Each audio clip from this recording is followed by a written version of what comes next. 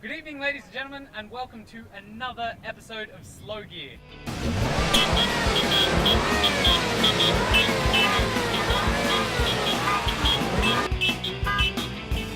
Tonight on Slow Gear, I drive over some speed bumps, practice my panel beating skills, and we get yelled at by our producers again.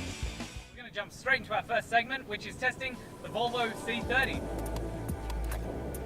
On Slow Gear, we wanted to test the C30 to its fullest potential. However, due to the university's stupidly slow speed limits, we were forced to drive like Volvo drivers. That is to say, slow. Really slow.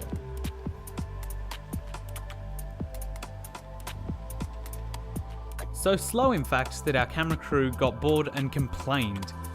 We therefore approached our producers, spoke to them, the camera crew and the editing staff, and were able to come up with a compromise. We were able to then test the C30 in a way that not only gave us spirited footage, but allowed us to maintain the terms and conditions of our risk assessment. Engaging the C30's sensible control, you can see us here taking off to a brilliant, light blitzing speed of 40 kilometers an hour, keeping well within the university's speed limits and federal law. In fact, coming around with this corner, you can see we've dropped back down to 20 in the interest of safety for students and teachers alike. In fact, hell, why not 0? Because you know you can't injure anyone with the car when you're standing still.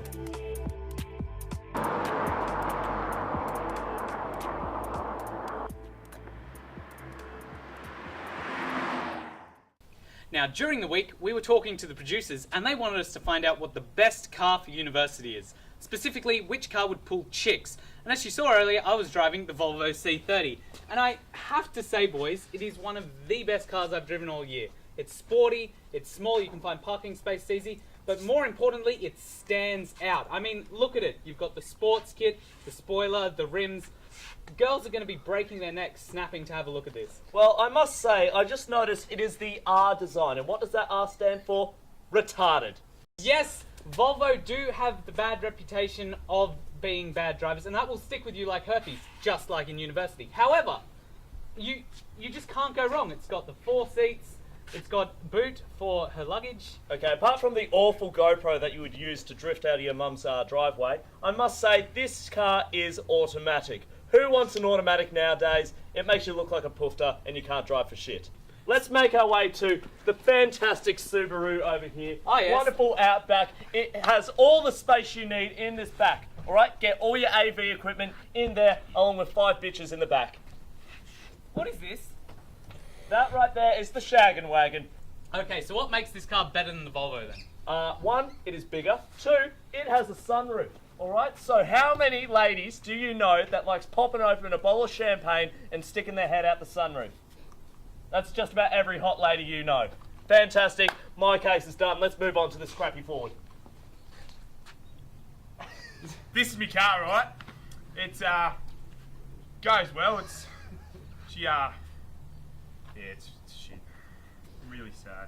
I would also like to don't state like that it. this is also an automatic, so therefore puts it in the same category as the Volvo. Shit. I didn't mean to get an automatic. The guy at the shop just fucking gave it to me. Moving on.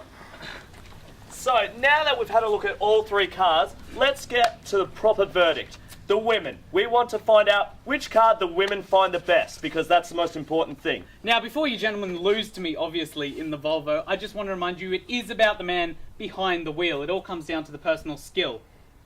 In part, that is choosing the car. You wouldn't choose a Ford or the Subaru, but we'll chuck it over to the ladies now. What do you girls think?